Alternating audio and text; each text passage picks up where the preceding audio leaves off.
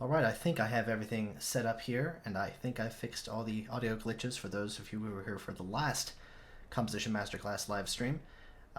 Welcome back. I've got 4 pieces this time. The 2 pieces that I couldn't get to last time, I've emailed the people who submitted those, but for the purposes of time, they've gotten feedback, and also I gotta get this done so I can make dinner. So I'm on a bit of a schedule here, but it's self-imposed.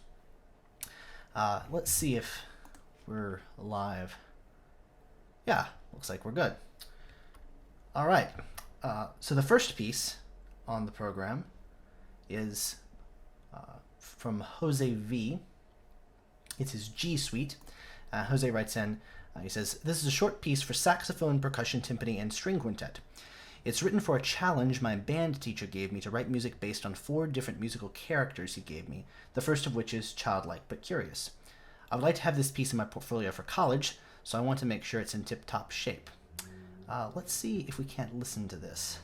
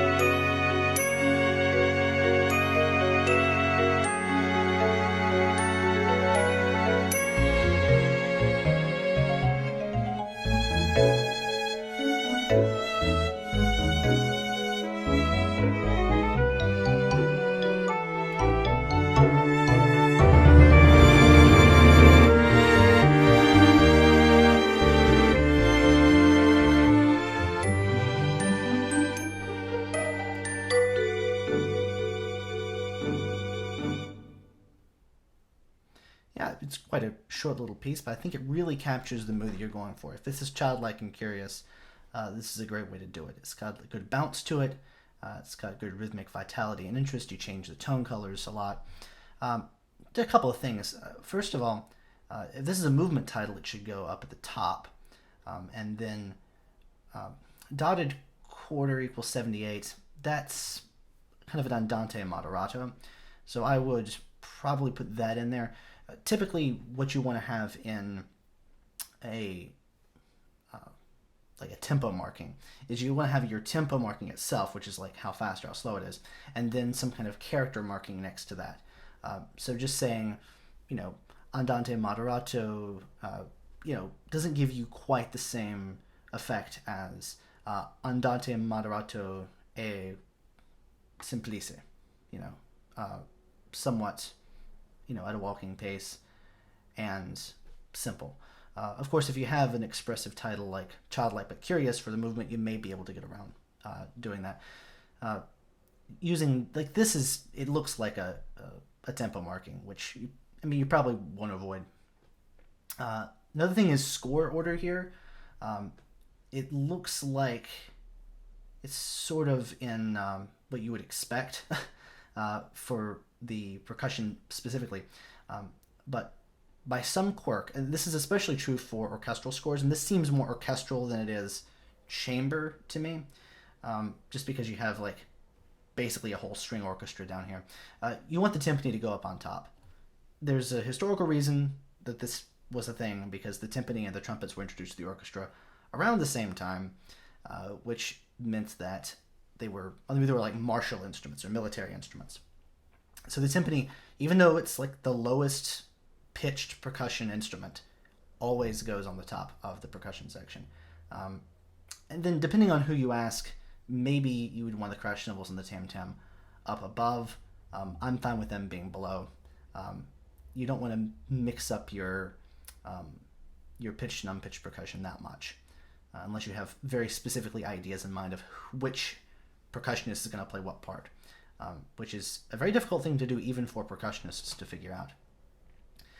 Third thing is your score in C? I believe the email that you sent me said it was in C, but you need to say that in the score itself, otherwise you may have some problems in rehearsal. I think they'd figure it out. I mean, just from context, that you don't have a polytonal piece going on here, but you definitely want to make sure that you don't have that selected when you make the parts.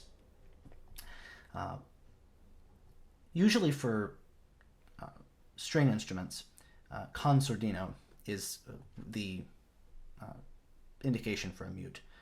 Is with mute in Italian. If you want to go with Italian, have fun with it. I gratuitously overuse Italian in my scores. I just kind of like doing it. Again, like pizzicato here, I mean, technically that's Italian, but it's still, like, it is an English term as well. It's pretty universal. I mean, you're not going to write plucked. That's kind of a Percy Grainger move, to be honest. There are some unusual spellings in the strings that I noticed at some point. Let's see if I can find that again.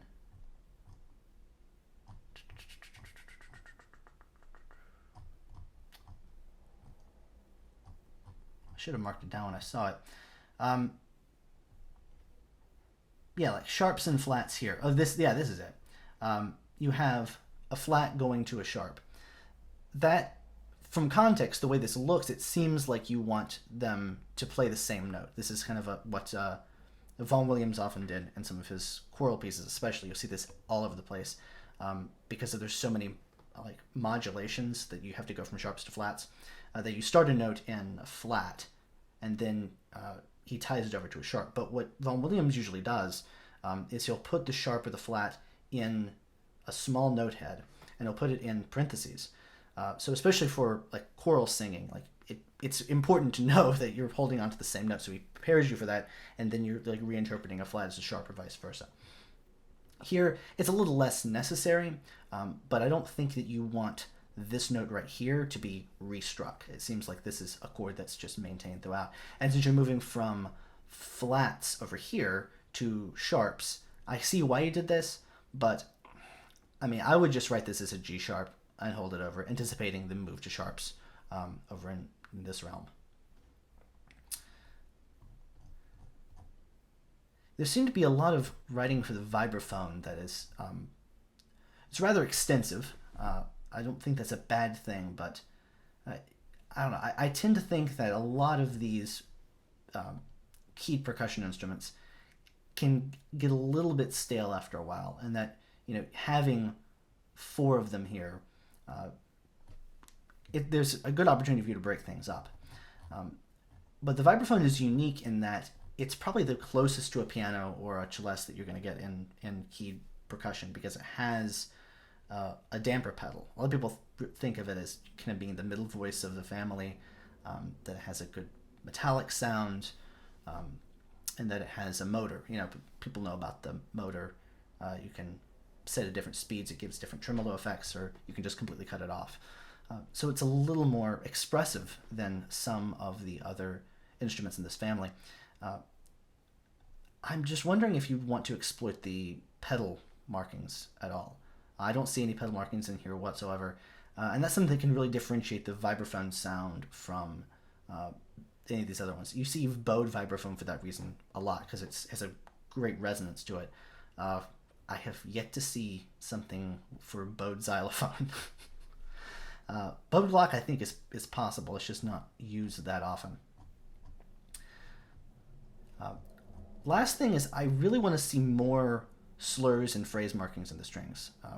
I understand that this is not the finished product by any means. You have a really good draft starting here. I really do like it. I want to make that clear.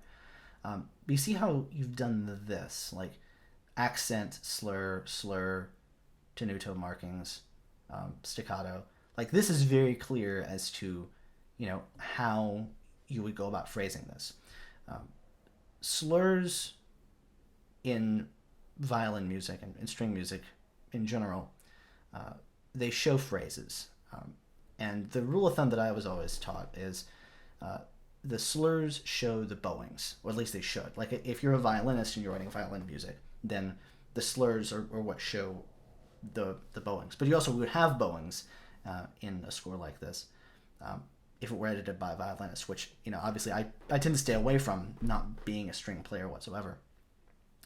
And those are, you know, those are really expressive tools, and each player is going to be different. But this gives the violinists a good starting point. So the section leaders of this would probably figure out exactly how they're going to bow this. And this, like, it's very clear what you want. Now, move on to other sections, and it's a little less clear. So I want to see more of that throughout, just to make sure that you're getting exactly what you want on each measure. Especially here. I don't think that you want, you know, maybe you do want every single one of these notes rebowed, and even perhaps slightly detached. The less expressive markings you put in here, the fewer that you're, like, the less control you have over the finished product. And I'm sure you have, like, at least some idea of what sound should be produced by different articulations. Yeah, I quite enjoyed that. It's a excellent piece. I'd love to hear the finished product, and especially the other movements, because you know, I'm a sucker for, like, collections of little short, tiny pieces that are, you know, kind of playful.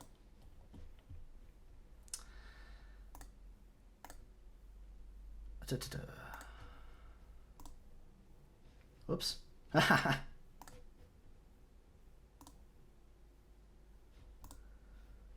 Yikes. Ugh. What's going on here?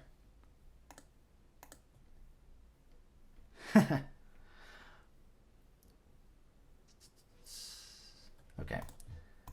Why is this not showing up? I have the PDF right here. This is interesting.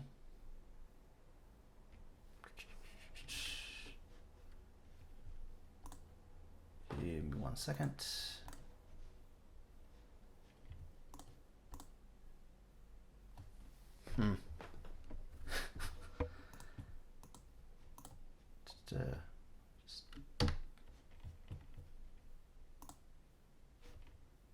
For some reason I'm not getting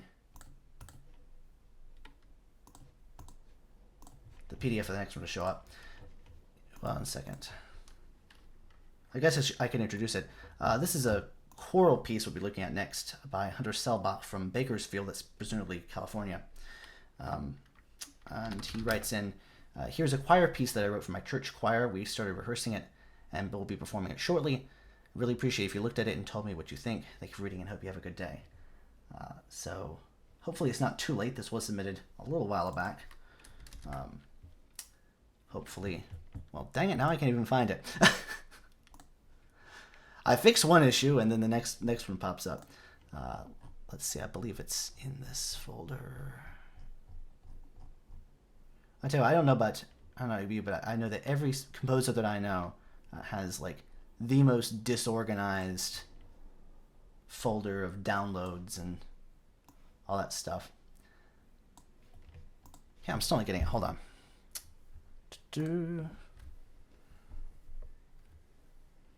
This would be a media source. Create new local file. All right. This is me trying to do a video and learning how this software works at the same time.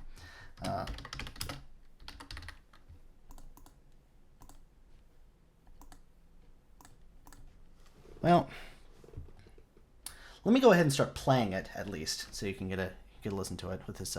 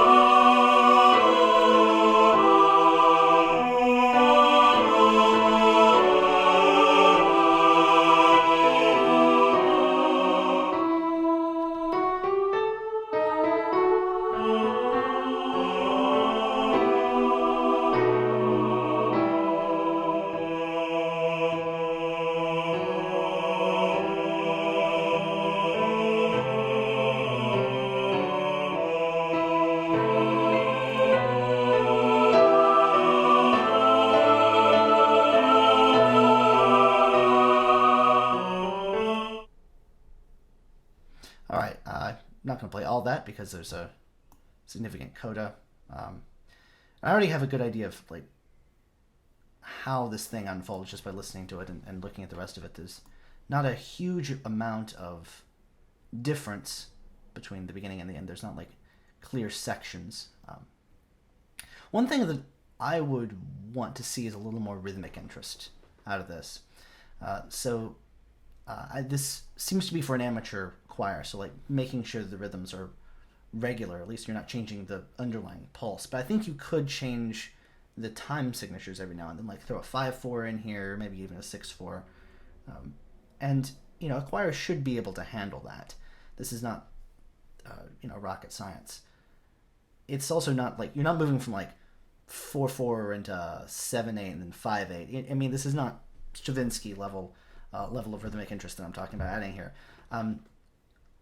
Like long, for instance. Long, in the soprano at least, is a longer note value than we've heard. But what if that was 5/4 or 6/4? Like really, you dug into the long part of it. You really did some text painting. And then you would also have a little more control over how long exactly you want these fermatas to be. Because this is like classic Bach cantata style, where, yeah, you've got fermatas at the end of every single line, and you're using that to shape it. I would wonder if maybe you'd consider expanding it a little bit longer, and especially in this opening section, it can still be slow and reflective, but not have the same ending to each line. The alto and tenor lines tend to be uninteresting. I mean, this is not just for this piece. This is for almost every choral piece I can think of, especially alto lines. Alto lines are notorious for being rather dull and boring. Sometimes you can't help it, especially if you're writing in a very idiomatic style. I mean, that's part of the reason why they have that reputation of being boring. It's because, well, a lot of this stuff, if you're following the rules of voice leading and standard harmonic practice, yeah, a lot of alto lines are going to end up being boring. But you can choose to fight that in some ways. And this ties into the next point, which is maybe you could have more sections where everyone, or rather not everyone is singing. Because you have, like, it's tutti all the way, then, okay, you give the tenors and basses, like, almost 3 measures of rest. And then, when this I quite liked, these canonic entrances. Not a word he spoke. That is also another place where maybe you take a break, and between spoke and I saw one hanging on a tree, you have actual like wordless choir. Like there's some humming that gets you from here to down there. Otherwise, it's very continuous, and I mean it works. This is very much work with many church choirs. But again, I'm seeing all these great places to really amplify the text, and I kind of want to see you do that. Maybe that's just me. This works quite well. I think giving the sopranos this long a break is a good move. And then the coda here, we didn't get a chance to listen to this, but there's so much regularity in the 4/4, especially with the steady quarter notes. You're hearing like a ton of quarter notes. You break it up a little bit here with some eighth notes. There's some half notes here. Again, like just measure a 5/4 every now and then. Like hit a word that you really like, land on that, and just give it some time to breathe. Everything seems a little cramped, and like you're trying to get as many words out in as short a time as possible. And maybe that's part of it. It depends on what the choir is capable of, and knowing your ensemble is a huge thing. The coda is so long. Like this is, gosh, you got a full page here, another system here, and then like a measure and a half here. It's, I mean, I would actually strongly consider reworking the piece. Like this works fine. It's just usually you don't want a coda that's that long. you know, if it were this and this page right here, it'd be fine. But you go like the code is practically as long as the rest of the work. So, you know, perhaps just writing it out as though it's through composed, it's going to be a little longer. You probably waste a little more paper, but it'll be more straightforward for the choir to learn. Yeah, this is another. It's quite an austere piece. I think you've successfully captured what you're out to capture. So, and that's really all you can ask sometimes. All right, let's see if I can bring up the next piece here.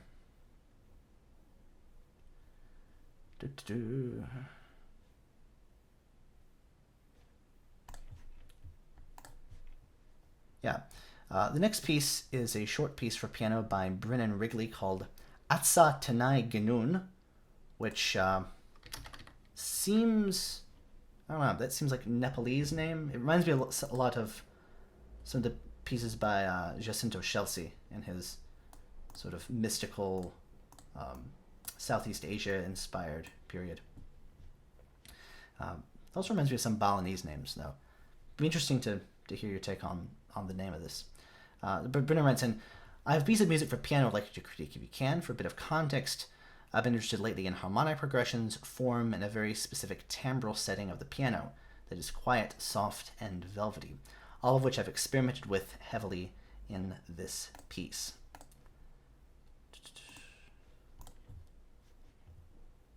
Allow me to pull up this. All right. Let's take a listen to what Brennen has for us.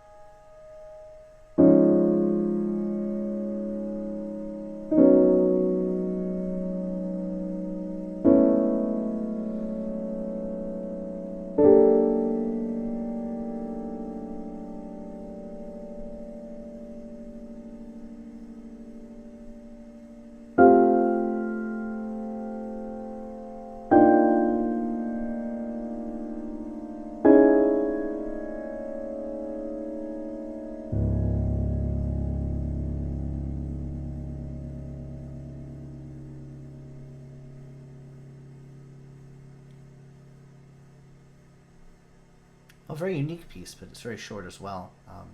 Doesn't last any longer than it needs to, which I appreciate. Yeah, this is interesting because short pieces are, in some ways they're easy to critique, in some ways they're much harder because, I mean, in some ways they're easier to compose, in some ways they're harder to compose, because you don't have that much time, and you need to make sure that your ideas, you know, every musical idea has a certain limit to how much it can be developed, and a certain limit to how much you need to actually, like, how much room you actually have to say it for the first time. So something that's, you know, a musical idea that's very succinct can work in a short period of time. You can't have, like, you know, 3 ideas in a piece that's this short and really give each of those ideas the time it needs to develop and really say something interesting. Here it seems like the interest is in you know, like Brennan said, it's a certain timbre quality. So there's no real theme necessarily, but it stays in the same mood, which is vague enough that you can have a piece that's this long, or you can have a piece that's 3 hours long. But that's getting into Morton Feldman territory. Yeah, just a few notational things. This, I would put two squiggly lines on top of one another. That's usually the almost equals sign. I use this almost exclusively when I'm doing tempo markings, because I want to give the performers some breathing room. Like, obviously, even if you're playing something that's super metronomic, you're not going to always play it metronomically. Like, if we as composers have one very specific idea of how a piece should be performed, then why give it to a performer at all? Like, why not just write something electronic? Like, I've run into some composers who disagree with this, and not all of them do electronic music either, but that's my take on it. So for that reason, instead of saying, quarter note equals, if I were doing this, I would say quarter note almost equals 44. But what that means really is quarter note equals 40 to 48. Really, you give some wiggle room in either direction. And a lot of composers choose to do that. I just think it looks nicer if you give one number and the little squiggly lines tell you that, hey, float around this. And it also implies that, you're not just finding one number that you like and sticking to it for the entire piece metronomically. It implies, that there is this rubato, that there is this little push and pull. And since you've notated extremely expressive, extremely expressive flowing rubato here, that will really underpin that. It's just that this really isn't that it's not simple that really means anything. Not mathematically, not musically. It's clear what you want, but again, just these little things. Again, I feel like someone's being really picky here, but I want to provide some substantive feedback and everybody can learn from. Another thing is 10/4. I don't hear 10. I don't hear a time signature at all. That's not a bad thing. I would get rid of this entirely and go to free time. So this would be open-ended. Use long enough note values that it's pretty clear where things go. It's not going to be a matter of, using a ruler and a calculator to figure out where things line up. Especially nowadays with software, you don't have to worry about that as much because you just write it as if there are bar lines, you hide the bar lines, and then you're good. Versus a lot of, especially free time music that's not super metrical either. So Satie used it a lot, but it's he basically was writing stuff in a time signature and this didn't publish it with a time signature. I'm thinking more along the lines of Ives, the Concord sonatas. You're in danger of playing things off just because they look like they're aligned this way, but they're actually aligned over here. It's a big mess. But yeah, with technology that's engraving software today, that's not really a huge concern. Because of this, it seems like you've got dashed bar lines that 1, 2, 3, 4, 5, 6, 10. Yeah, so your dash bar lines are actually expressing your 10/4. If you're really feeling 10/4, if you really believe in 10/4, I'm not gonna try to talk you out from that particular rabbit hole, but go all the way and actually put bar lines here, because if that's really your meter, don't just put the bar lines at the end of your systems. But I don't think you need any of this at all. I think it's really clear what you want. If you just ignore this, get rid of these, and get rid of these bar lines. Of course, if you go to free time, you can always throw in bar lines, either dashed or regular bar lines, no matter where it is. So Messiaen does this a lot, especially in works of his that use his non-retrogradable rhythms. So he's constantly changing time signatures functionally. He just never actually puts in time signatures for a lot of these. So you might have 4/4 going to 7/8 going to 3/16, and then which is a much different style of music than this is. But the point stays the same, in that you can have free time and just put in bar lines where you feel like you really need to make sure things are coordinated. If you wanted to, you could turn your bar lines into phrase markings. So, you have a bar line here, maybe one here, here instead of a breath mark, and then the 3 to 5 second, you could put that as a fermata on top of a bar line here. Yeah. Last thing is that the il più piano possibile, IPPP. If I were less mature, I would laugh at that. I'm not, I swear. I'm more mature than that. I like the idea. I think it's a little bit too precise for what you need here. So as quietly as possible, usually it's piano possibile or pianissimo possibile is fine. So PP here and then POSS next to it, right over there. That's pretty much all you need to make sure that you're playing this delicately, and obviously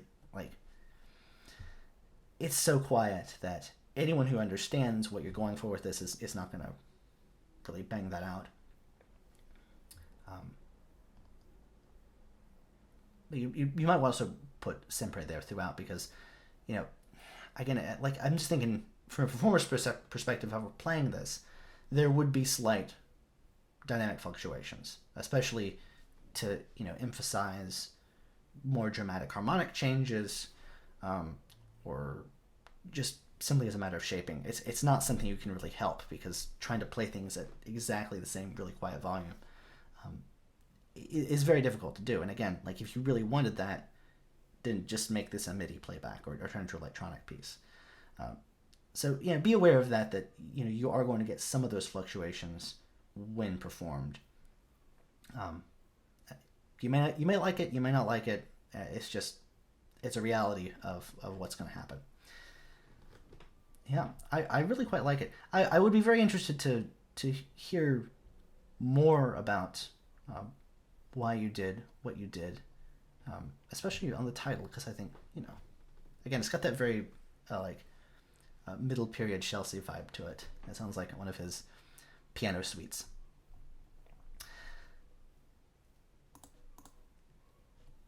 All right, now we're on to the next piece, which is from Michael R. He has a sextet in G minor.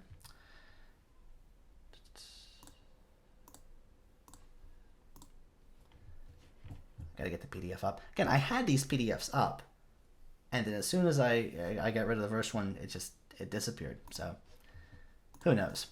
But Michael says, I'll be quite interested in any helpful feedback you could offer for a piano sextet I recently wrote. There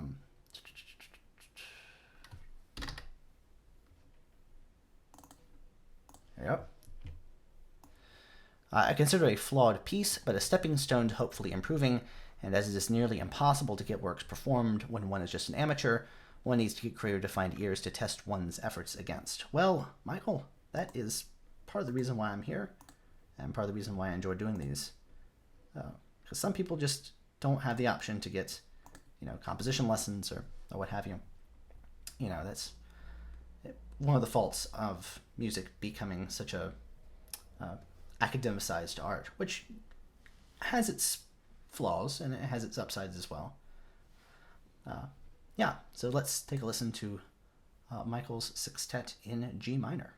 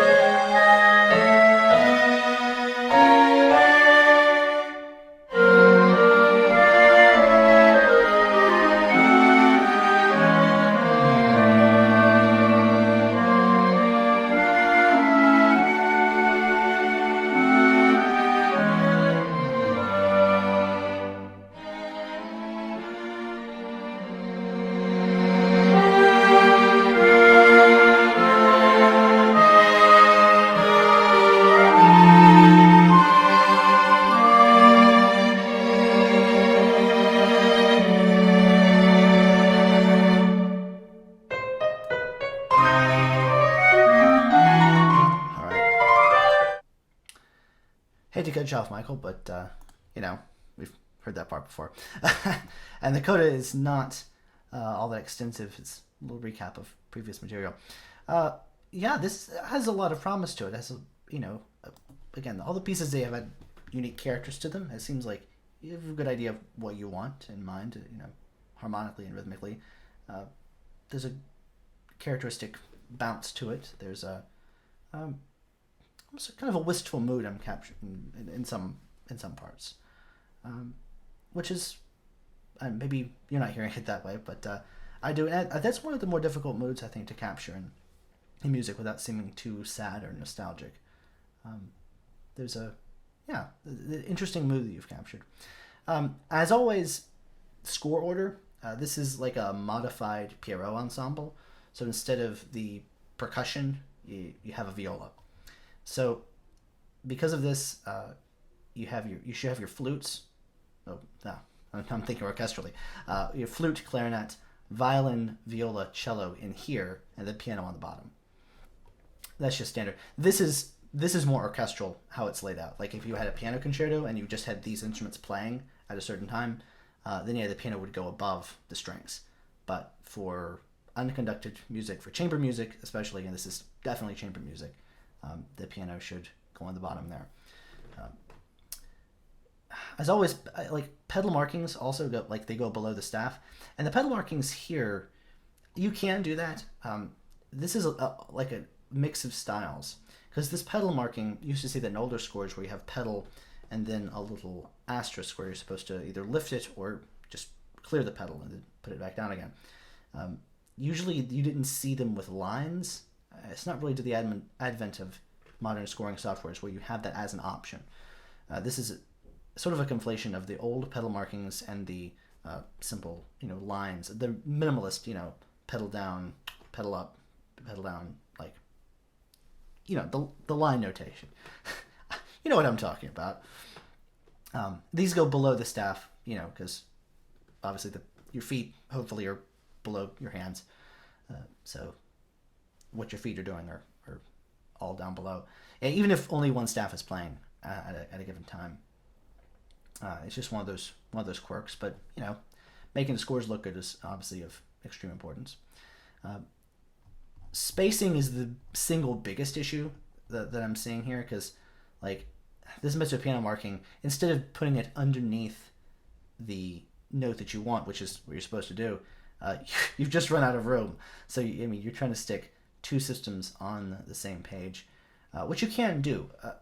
And this is where I differ from a lot of other composers on writing for Pierrot or Pierrot-like ensembles, like specifically chamber groups with this number of staves, because this can be kind of problematic in that you don't want to waste space. So I usually take my staff size down a couple of notches, so that I can give breathing room between not just the systems but the staves themselves, and still manage to fit two systems on a single page. Most composers that I know of who write for Pierrot or Pierrot type ensembles, Pierrot-esque ensembles, they typically expand the default spacing between all the individual instruments, and they go one system per page, which again you can do, especially if you have a lot of ledger lines, or if you have a more complicated texture where the piano has to go up to multiples, like more than two staves. That's certainly a possibility. I think you're on the border here. I would advise doing what I do and squeezing everything down a little bit more so that you can get two systems on this single page without having this. It's not quite colliding, but it's pretty dang close. And you don't want it to look unprofessional, because when I listen to it, it sounds like a competent piece of music. This is not. I would think this was like some kind of lost sketch from, I don't know, early Brahms, when Brahms obviously destroyed all of his, or most all the pieces he ever wrote.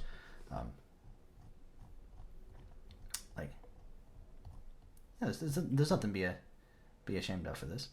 What does off tune mean? I noticed this here, And this is the thing that's really quite messing me up, because it's the only part of the piece where you ask for this. And I've been talking with one of my composition professors recently about microtones a lot, because I've been exploring them myself in my own work, and I used a lot of different techniques to accommodate their use in a recent string quartet I just finished up. And one of her biggest concerns with this, it strictly comes from a pragmatic, like, performers and audiences perspectives, and that you might have a really cool idea about, a process by which, out of tune notes, out of tune, I'm using that as a broad term, are used within the context of otherwise 12-tone equal temperament Western tradition. And there are ways in which you can use them interestingly. Most times by going outside the Western tradition, or, with Zen harmonic composers, really embracing unusual sounds and actual constances that lie up at the harmonic series, but just are outside what we typically can do with Western instruments. But you might have an interesting idea about what you should be doing with microtones, or this definitely is a cool sound. Like, you want kind of a pop pop pop pop, like something that's very loose and jagged. Just from the performer's perspective, first of all, going out of tune at all goes against everything they've been trained to do. So they'll probably want that to be as in tune as possible, because otherwise they might end up looking bad. Like, there's an aspect of almost self-preservation in a lot of performers, because obviously if you're you're a new music ensemble, you're like a new music string quartet, obviously you can play pretty much anything the composer asks you to do, and you're probably not going to be judged for it. I mean, you might, if you're someone who just doesn't like microtones, you may judge the composer, but it's hard to judge. You're not going to say that the quartet did a bad job in that case.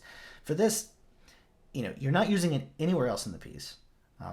If you used it more consistently, then I could say, fine, go for it. But it's just this one section, and you're not saying if you would rather them be out of tune up or out of tune down. I mean, that makes a world of difference. You don't want the performer to be caught between a rock and a hard place, between what the composer wants and realizing that, versus oh, I'm gonna look like I don't know what I'm doing in front of this audience. So definitely that's something to keep in mind. There was a couple other things. Yeah, here, I think I've talked about this before, but since you can't hit that with one hand, a little, looks like an L marking, you could put there and then in there to indicate that the upper two notes, I guess you could play the upper three notes. I would do upper two notes, the F and A, with the right hand. Or you could stem these two up, these two down, and then get rid of that, because it implies that the right hand is currently not being used when it has to be, almost for the second coming of Rachmaninoff. Sharps and flats together,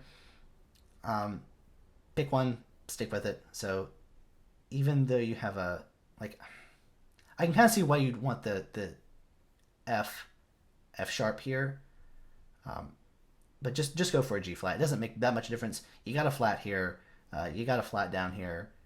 It's going to be restruck over here, and it makes more sense to have that as a perfect fourth than an augmented third.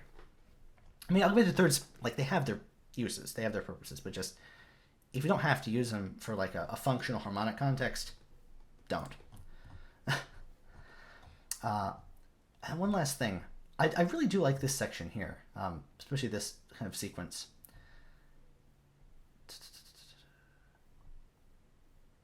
I'm wondering if, because this is a lower neighbor kind of figure, you may, again, I just told you not to make sharps and flats, but now I'm telling you to make sharps and flats, because, I think melodic lines, you can probably get away with it. There's more justification for it with melodic lines than there usually are with harmonies. But it's 6 of one, half dozen the other. You could go with the C sharp here, to a D natural, or keep it the way it is. There's no difference. This is something else. And again, I've talked about before in previous episodes, making sure things are tied over and like showing the beat. This is the one exception to that, and that, you know, there's always exceptions, in that, you know, if you have what is the equivalent of a quarter note coming in on the and of either the first beat or the third beat, like this right here can easily just be a quarter note. I would advise this not to be a quarter note, because you kind of do want this invisible separation of 1, 2, 3, 4, like 1 and 2 being one block and 3 and 4 being another block. And within those, you know, you could have a quarter note right there.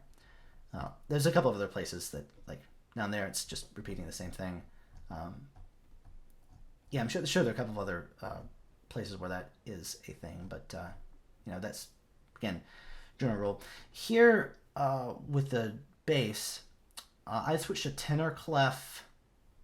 Gosh, actually, I might just straight up switch to treble, starting here with the D, and then maybe this A, since the A would be an open string, you know, and yeah, I don't think cellists are that used to ledger lines low on the treble staff, so treble here, keep it in treble for this, but just put an O over it, so it's clear that it's an open string.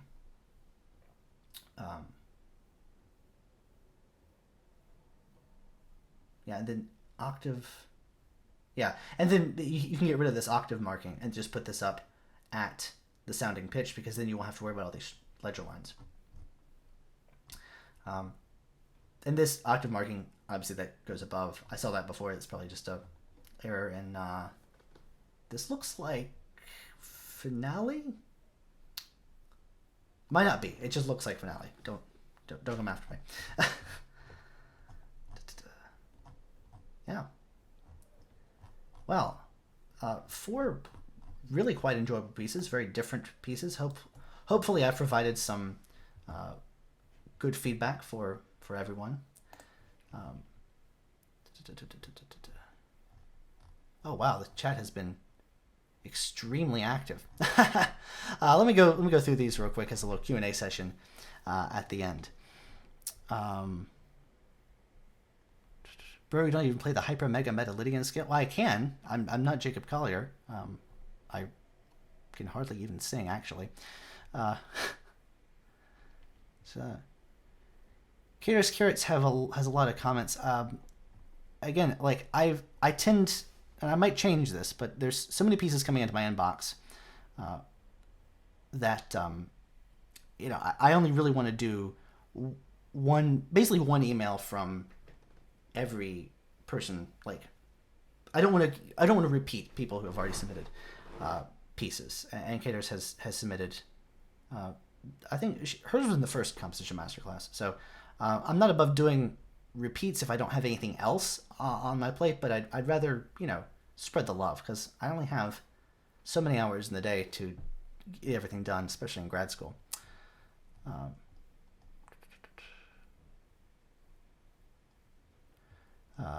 How should I go about transitioning from fast eighth notes in the left hand to sixth triplet quarter notes?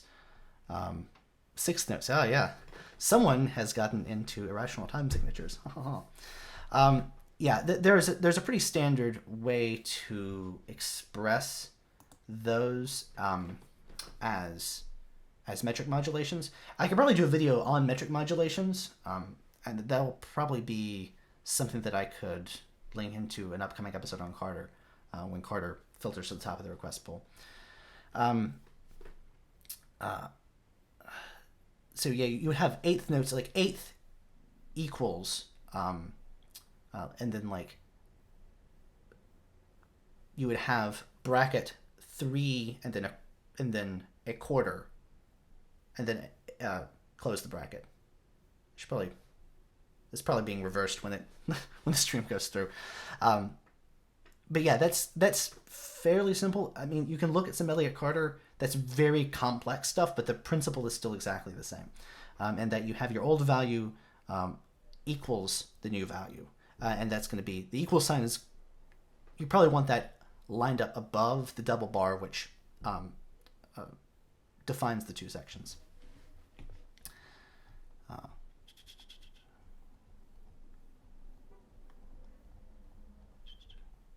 can I send beat-based stuff without sheet music written to it? Sure. I mean, I have done that. I haven't, because there were some issues with my streaming software last time. I was going to look at some pieces which did not have any scores to them. One by a fellow who is actually legally blind. Of course, I don't mind doing that, accommodating everyone. But yeah, send anything on over. Where and what have you studied? What would you say to people who hate modern music, saying that it's only noise and hate the absence of any kind of melody? Of course, I'm generalizing. People who decry all modern music as sucking are like, that's a certain kind of person. I've run into some of them. Mostly, I don't think they have a good idea of what modern music is. Like, there are so many different types of modern composers, ranging from still new complexity. A lot of those folks are still around and kicking to more film music influenced composers. If you say you just don't like modern music, it's like saying you don't like, I don't know, like you don't like romantic music. It's like there's something in the area that you like, even more so nowadays than there were in previous eras, because there's just so much new stuff out there. So figure out what they like and send them some stuff, and if they still don't like it, then maybe they're just beyond saving.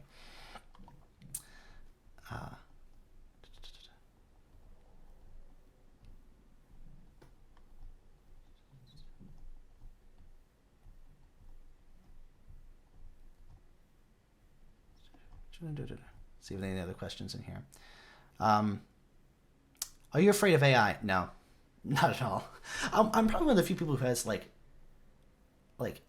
kind of looking forward to more, seeing where AI is going, because there's a part of it that's kind of scary with the whole, there's a lot of surveillance and mass data collection. That's not really AI though. To me, you're never going to create an artificial intelligence that knows how to be creative. There's that scene in iRobot where I forget the characters' names, but the robot asks Will Smith, sorry, I'm messing this up. I like the movie too. I shouldn't be messing this up. Where, basically the whole point is that Will Smith's asking the robot, what they're having a discussion of what it means to be human.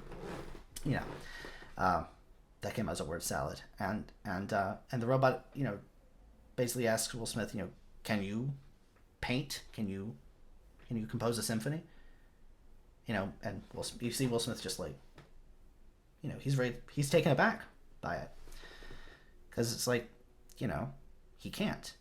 Doesn't make him less than human, but doesn't mean that an AI who's fed thousands of hours of Baroque music is going to know how to write Baroque music. It can write sort of fake-ish Baroque music, but there's still, even in a style that's so analyzable and regular and understandable as Baroque music is, you still cannot write a neural network that can listen to that and understand exactly how it works.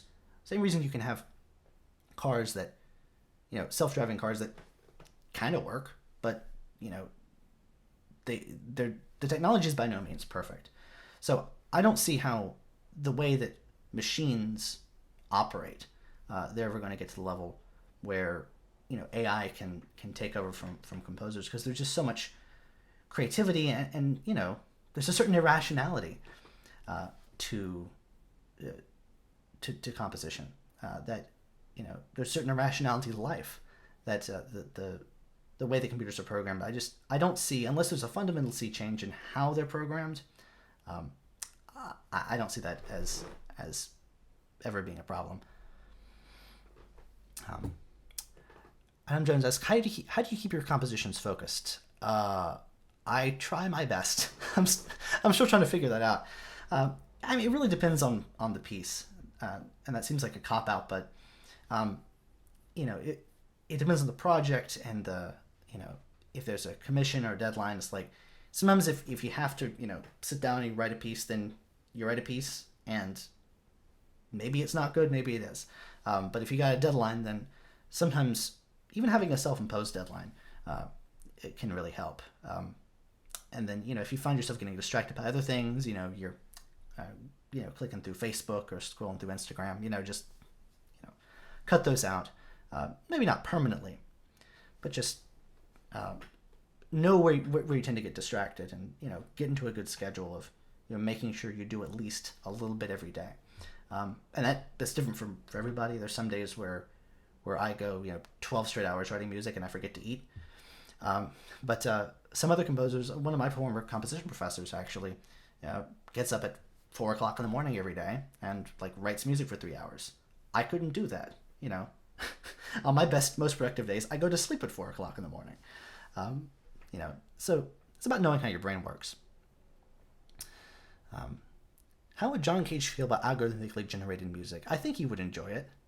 I think Xenakis would enjoy how it's progressed more so than Cage, because Cage was about randomness more so, and Xenakis was actually about literally algorithms and processes.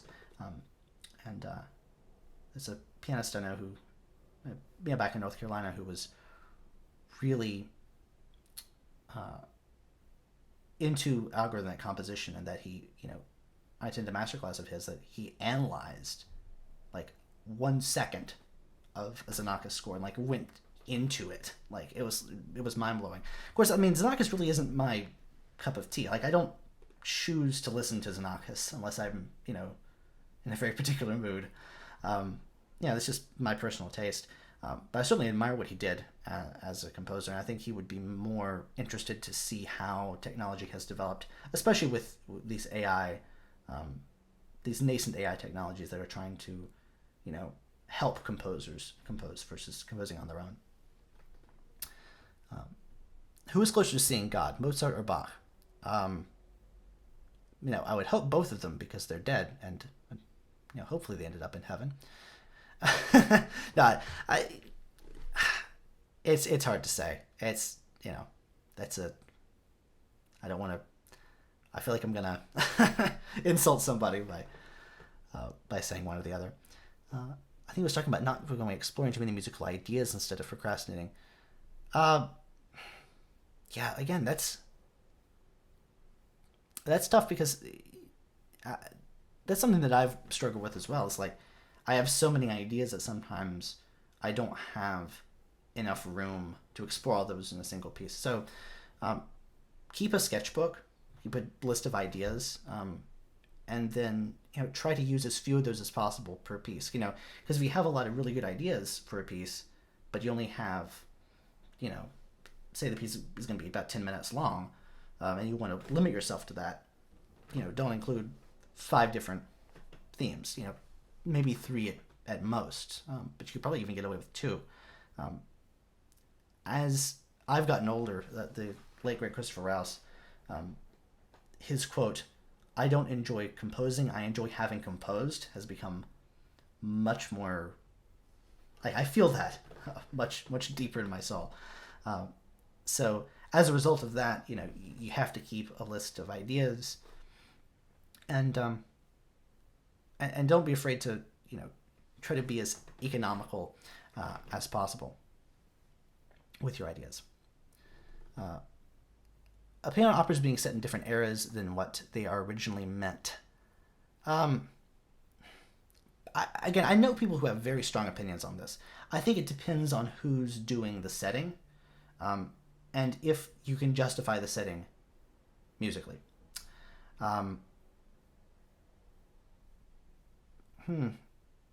Yeah, there's I'm thinking there's some Wagner operas, that, at the Bayreuth Festival had been set in super modern settings, and sometimes it works and sometimes it doesn't. I think I appreciate when people do it, just because it's something that's new, and if you're going to do an opera from the repertoire, not doing a new opera, which I would rather everyone do, but I'm a little bit biased. You might as well do something new and bring something fresh to the table. I feel the same way about a lot of, the standard orchestral repertoire. Why why play Beethoven 5 if you're not going to bring something new to the table? And there's so many great recordings of Beethoven 5. There've been so many great performances of Beethoven 5. Like, if you're going to do it, you got to justify it by doing something new. But you also have to justify it by something that's in the score. So, you know. We're talking about unless we kill ourselves, computing is going to get so advanced, won't have reusable. Well, when it comes to AI, again, I'm not an expert in it by any means, but I just don't think that it's going to get to the point where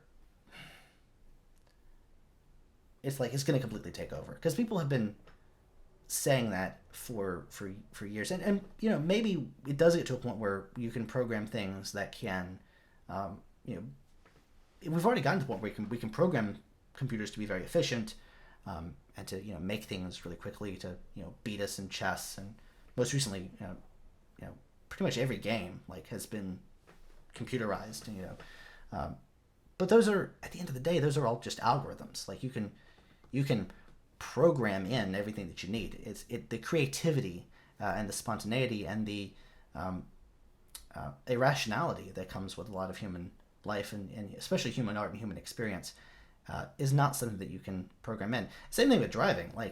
There's always going to be something that you can't program for. And there's a couple of interesting philosophy. I can speak. I swear I can speak. Philosophical thought experiments where, if there's, an elderly person in one lane, a baby in another lane, and the self-driving car has to make a decision about who do you hit. That's something that, it's not going to come up with that on its own. We have to have, human ingenuity, human ethicists to program that in. So, I'm interested to see where it goes. I mean, I don't think it's it's never going to be a thing. It's just going to be a lot harder than people anticipate, because futurists have been talking about, AI taking over for years, and, until robots get creative, I'm not going to be concerned. Favorite opera? Oh gosh, honestly, I don't have one. I don't think I've listened to enough operas to say that I really like I have one solid favorite. I'm a big Don Giovanni fan, though. I think Mozart really shines in that one, and a good performance is really spot on. Is it pointless to write in a classical or romantic style? Is it paramount to make something with new ideas? No, you can do whatever you want. The need to constantly progress is something that I think infected a lot of music in the middle of the last century. You had to clean everything away and write totally atonal music. It's I go back to my favorite composer, Ives. You don't have to write totally tonally. You don't have to write totally atonally. There's a good mix. How do you feel about operas where the music and the narrative feel out of balance? I love the music of Dido and Aeneas, but its narrative feels kind of weak. Oh, that's also a great opera. I do like some Baroque opera. I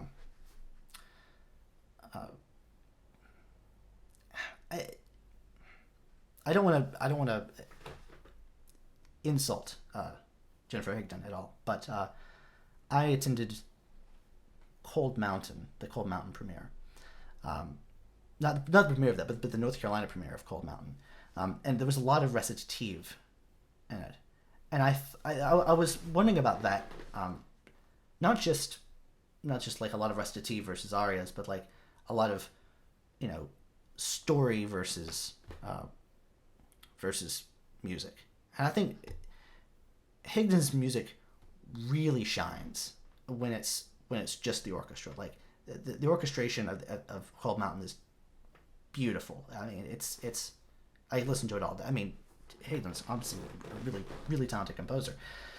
But the narrative had almost the opposite problem. It felt it was too stuffed, because it's just 500-page book, most famous as a movie, and Gene Shear had to cut that thing down to size and try to put it on stage.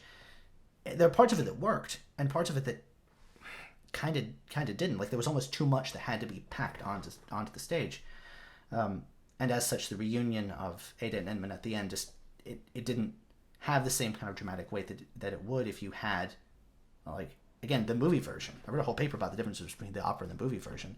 Just the adaptations alone. I would rather see a good production of Dido than a good production of Cold Mountain for that reason. Just because I think you can get away with less story if you can flesh it out with music versus trying to pack in this huge story into one opera. I think Lulu suffers from that a little bit as well, but Berg was just very good at balancing it. And plus he cut down his own libretto, so he knew what he was doing. What is necessary on a harmonic language? I've heard people talking about that a language just needs a way to make a cadence and build up tension. Seems some saying your brain needs just to get used to it. I don't think a harmonic language needs cadences. I think it needs consistency. Again, I'm talking about Lulu a second ago, but thinking about Berg's harmonic language, especially in that opera, like you have cadences at certain points, but they're by no means regular. They're by no means tonal, but there's a consistency of the harmonic language because, he's using rows and he's deriving other rows from those. And, you kind of know what you're getting into because he doesn't change things up on you. Once he sets out his harmonic materials, you may not be able to pick out a row from midair. I mean, Boulez probably could, but, the rest of us can't. But even though we can't do that, we can still hear that, oh, there's a consistency here. There's a when I say consistent harmonic language, it's like the harmonic language of a 12-tone composer really comes from the accumulation of rows on top of one another, and that it creates a unique sound.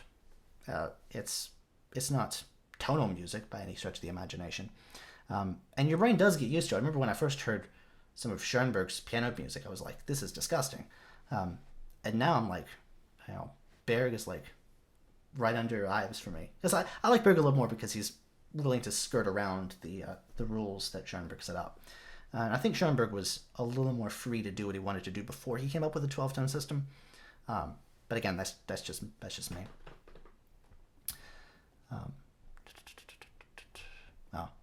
I really do have to make dinner here in a little bit, so I'll answer a few more questions. But feel free to email me if you have any other questions. Maybe I'll do another Q&A video at some point. Again, I'm not gonna keep going on down this rabbit hole of self-driving cars. It's an interesting subject, but it's not related to music at all. Was Nietzsche right about Wagner? That he maybe was a decadent, etc. I mean, Wagner is an interesting character. I think there's certain people who really feel like they have to defend Wagner because they love his music, and they think that if someone whose music they love that much couldn't have possibly been a bad person. It's like, well, he kind of was, but also like the entire culture of the time was also kind of bad. So on the other hand, people think that they may otherwise like Wagnerian dramas, but because it was anti-Semitic, they feel like they can't. I've met people on both sides of the argument. I'm thinking, this is the reason why, you can't pick and choose what you take from other people's opinions. That's part of separating the art from the artist. Is like, was Nietzsche right? Well, it depends on whether or not you are predisposed to agree with Nietzsche. Like, if you think that Wagner was decadent, you're gonna be on Nietzsche's side there. But it also depends on your perception of Nietzsche, who, again, interesting characters. I think there's a lot of interesting discussion to be had on that I don't feel comfortable going over really quickly in a Q&A.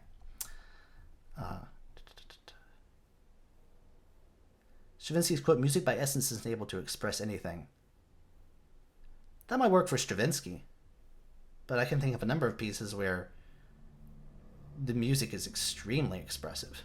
It's like, that you really can't separate the expressiveness from the musical content. And Stravinsky, one thing we have to keep in mind of Stravinsky is that he was always lying about his own music. Like, he was talking about how even early on with the Rite of Spring, he was talking about how, this just came to him. And then later on, they discovered this, the sketchbook of these, I forget, I think they were Lithuanian folk tunes.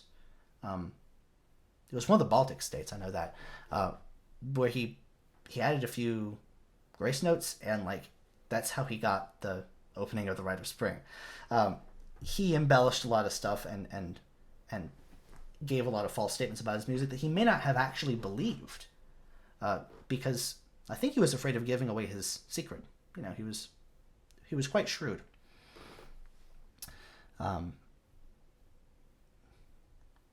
Yeah.